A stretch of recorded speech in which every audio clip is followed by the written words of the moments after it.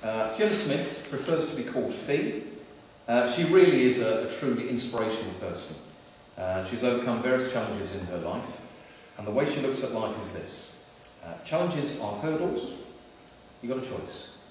You can either knock them down, go over them, or go around them and then go back and knock them over. Fee is a BBC Big Splash national swim hero and obtained that award at the House of Commons 12th of May 2011 for her work with swimming after surgery, or SAS.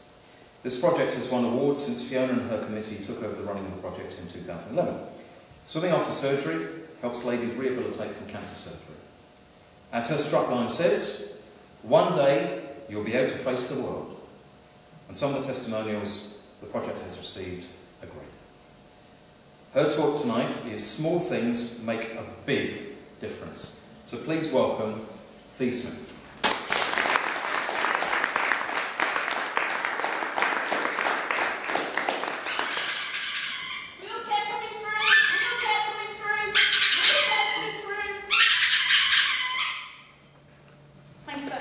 Mark.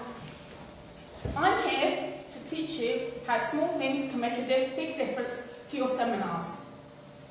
What do I mean by this?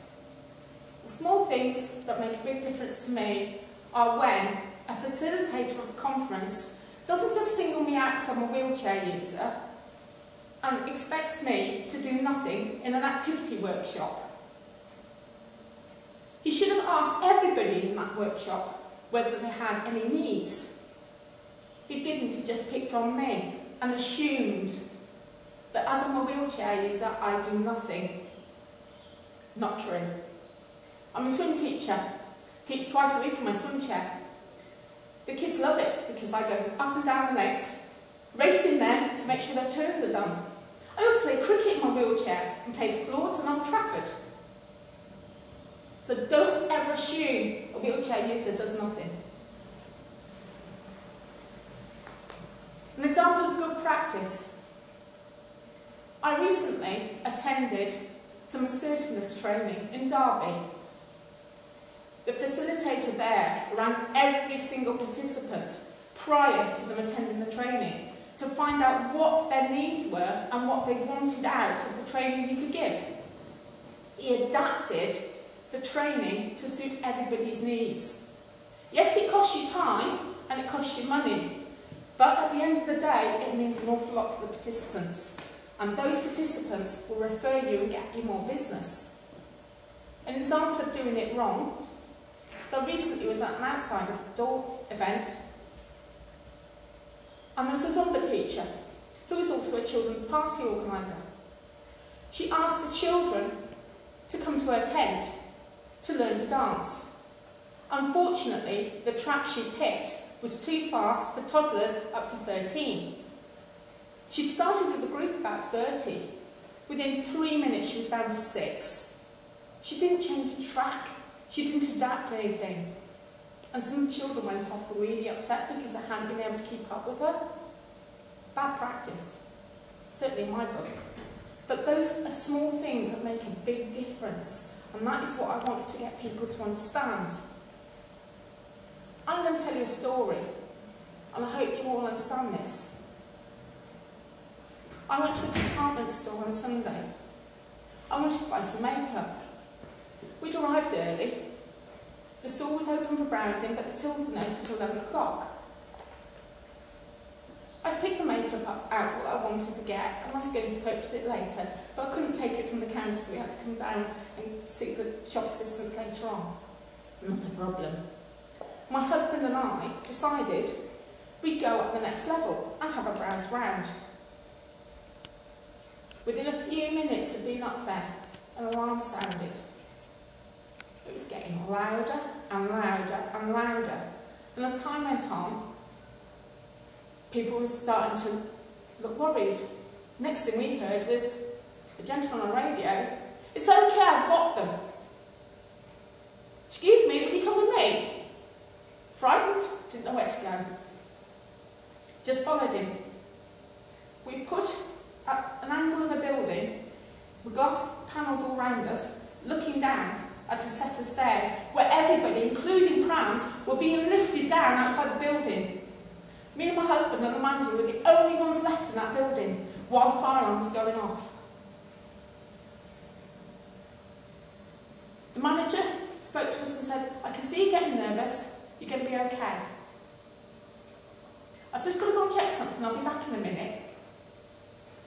He came back and said, it's okay, the fire brigade won't be coming to fetch you where you are, because this is the evacuation point for wheelchair users. He said, it's a false alarm. We found out what's happened. 2 children had gone into toilets, bunged them up with toilet paper, and then hit the fire alarm. That's what had happened. Apologised for the inconvenience and said, come and have a cup of coffee. We went and had a cup of coffee with him, but on our way to the coffee, I'd seen 2 dresses. Nobody else was in the store, so I got a really good look and thought, they're in the sale. Went and had the cup of coffee with the manager and thanked him for his help and offered to pay for our coffee. No, it's on the house due to the inconvenience you've received. Did that make me more determined to go and buy their dresses? Of course it did. Went to the tills though, and one lady says, you look ever so pale. What's the matter? We've just been trapped in the building on our own with the manager while everybody else was evacuated. Well, couldn't you use the lifts? Exactly. You can't use lifts in fire alarms. People just don't understand. Now this brings me on to the next point. Everybody who runs a seminar usually mentions housekeeping. And they usually say, there's the nearest fire exit, run. Or, you're up 2 floors. And I'll say, head for the stairs. They don't ever consider anybody who's got impairments, whether it be a wheelchair, somebody with a limp, somebody who can't manage stairs, through no fault of their own. What do you do in that situation? You check the venue out and you check out what the evacuation procedure is. But you don't have to broadcast it to the whole room that you've done that. What you do is you go to the participants that need that help prior to the event starting and say, we've checked out the evacuation procedures, this is what we want you to do. But we will stay in the room with you in case this happens, so you are safe if anything happens. I went to a talk one day and I hadn't had this information. We were up 3 flights of stairs. All through that event that I'd paid for to learn more from the speakers, I didn't get anything out of. I was sitting there, absolutely worried, how am I going to get out if there's a fire? That hadn't crossed anybody's minds, that people will be sitting there, frightened of how they're going to get out. If you do what I suggest and find the venue's evacuation procedure out, it will make a massive, massive difference to your participants, and they'll get to hear you speak, which is what you're there for.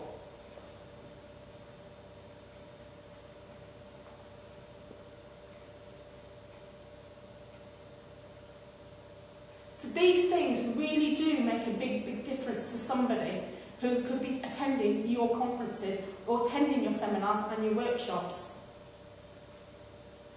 I hope you understand, and I hope this has taught some people the real reason why housekeeping is so important, instead of just saying, run for the stairs.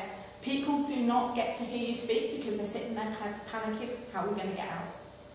And that I know from my own personal experience. So I have learned an awful lot since becoming a wheelchair user, and I've also learned an awful lot by being involved with disability groups of what is needed and what's required, and I hope that this is where people will understand what's going on around them. And the reason I came in with my horn is the number of people in a room like this will just stand around talking with their backs to people, and the wheelchairs trying to get through to the exit, but we're too polite to say excuse me, and we won't use the horn, so we just sit there patiently waiting, hoping people notice us. That is why I've got the horn on the chair today. I don't normally have it, but I was just making a joke out of life and about my disabilities and how important things are, so that people are aware of what's going on around them. Otherwise, you get an event where you've got 3 wheelchair users, we're all blocking the corridor because we're trying to get through, and other people are trying to come through on us. We don't want to be in the way. We want to be ourselves, and we want to be amongst friends, but we just want to be included, not excluded. So thank you very, very much for listening to me, and I hope my talk has made you realise small things do make a big difference. Thank you. Haven't enjoyed the talk? David Hine is over there.